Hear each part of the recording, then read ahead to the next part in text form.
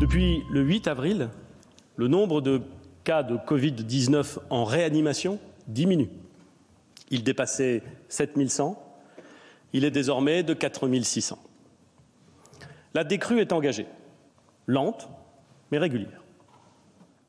Le pire serait donc derrière nous, selon Édouard Philippe. En France, le nombre de nouveaux décès chaque jour diminue, tout comme le nombre de nouveaux cas. On est toujours un peu surpris quand on voit les chiffres français. Il y a des moments où on a changé la façon de compter et on a fait entrer en ligne de compte d'autres cas qu'on ne comptabilisait pas au départ. On voit bien qu'on a une descente lente qui commence à peu près à la fin du mois de mars. C'est les 15 jours qui suivent le confinement. Ce qui se passe après, c'est on voit quand même un décroissement assez lent. Une tendance qui se retrouve chez la plupart de nos voisins européens, comme l'Allemagne, qui entame doucement son déconfinement.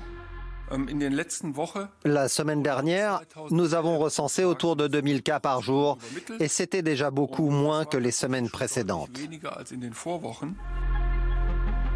En Italie, premier pays touché en Europe, la descente est très lente et pourrait encore durer plusieurs semaines. Aujourd'hui, nous avons connu nos meilleurs chiffres. En Espagne, le nombre de cas semble se stabiliser après quelques fluctuations. Seul le Royaume-Uni n'a pas tout à fait commencé la descente. Le Royaume-Uni, c'est un peu inquiétant parce que vous voyez, eux, ils sont vraiment dans un plateau pour l'instant et on n'a pas encore l'impression que le nombre de cas journaliers commence à descendre. Je pense que là, vu les mesures qui ont été prises, et s'ils ne relâchent pas le confinement trop tôt, ça va baisser. Mais on est plutôt dans une situation à l'italienne où ça baisse très lentement.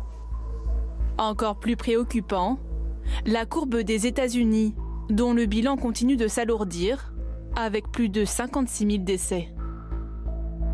Alors les USA, si on va au nombre de cas par jour, ils sont à une trentaine de milliers de cas tous les jours, et pour l'instant, il n'y a pas vraiment de baisse. Ce qu'on voit, c'est qu'ici, ils ont passé leur pic. Mais essentiellement, ils ont passé leur pic dans New York, parce que tous les États ne sont pas rentrés au même moment dans l'épidémie. Si la plupart des pays occidentaux auraient donc passé le pic de l'épidémie, l'Organisation mondiale de la santé s'inquiète pour les zones les plus pauvres. La pandémie est loin d'être terminée. L'OMS continue d'être préoccupée par les tendances à la hausse en Afrique, en Europe de l'Est, en Amérique latine et dans certains pays d'Asie. Car dans toutes ces régions, les cas et les décès sont sous-déclarés en raison de la faible capacité de dépistage. Notamment au Brésil, où le gouvernement continue de nier l'importance du virus. 50 000 personnes auraient été contaminées officiellement, un nombre qui pourrait être 15 fois supérieur selon les journaux brésiliens.